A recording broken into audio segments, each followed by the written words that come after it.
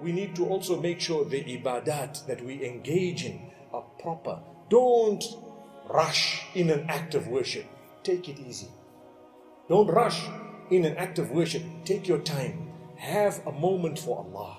So your salah that you read, your farad salah especially, and even that which is extra, make sure you've taken your time in it. The Sahaba radiallahu anhum used to read beautiful salah, amazing. There are so many stories of the Sahaba radiallahu anhum when the Prophet sallallahu alayhi wasallam told them, Salli salata muwadda'in. You should read your salah as though it's the last salah. Malakul maut is waiting for you. The angel of death is waiting for you. He's just waiting for you to finish your salah and you're going. Imagine if that was the case, what type of salah would you read? So read the salah like that. The Sahaba radiallahu anhum, we have something to learn from them. They used to perfect it as best as they could, subhanallah.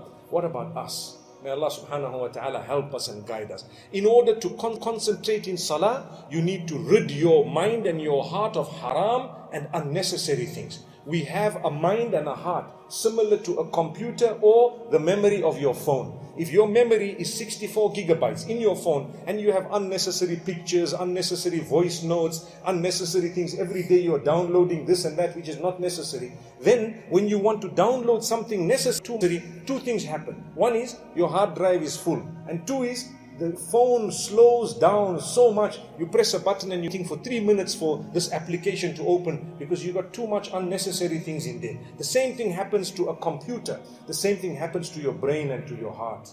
Too much unnecessary things. Argument with this guy, you have a deal with this guy that went sour, you have some problem with this, you have pornography in the head, you have music and all the other things piled up. How are you going to memorize Quran? All those Bollywood songs, Hollywood songs, Nollywood songs and Jollywood songs. We know all of them. Everything we know, off by heart. What about Surah Yasin? We don't know it off by heart. We still make mistakes. So this is why we say, rid it. Rid your mind and heart of unnecessary things. Sinful and even that which is unnecessary. Take it out. You will find your processing speed becomes quick. When you say Allahu Akbar, your concentration is in Salah. Because why?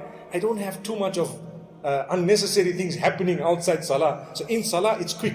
But if there's unnecessary things, the minute you say Allahu Akbar, you know what happens? Your mind first goes, hey, you know, this morning I saw a very, very nice car. What happened? You are listening to the Imam, supposed to be. He is telling you, Ihdina Sirat al-Mustaqim. You are supposed to say Ameen. It's only happening by default. It's not happening because you concentrated. Many people, when they, غَيْرِ الْمَغْضُوبِ عَلَيْهِمْ وَلَا الضَّالِّينَ, without thinking, they say Ameen. Am I right? Ameen. Whether it's softly or aloud, depending on what you're doing. They say the Ameen. Agreed? Sometimes when the Taraweeh is going on, the Imam is reading from somewhere else in the Quran and he is saying another verse that ends in the same way, Dallin, and you hear the Imam reading that verse. When he says that Dallin, people are just saying Ameen because they are tuned to say Ameen every time they hear Dallin. That means your mind is somewhere else.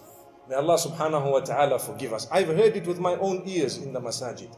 So my beloved brothers, let us realize this. Let us understand gaining closeness to Allah. Be happy with the decree of Allah. Strive towards pleasing Allah.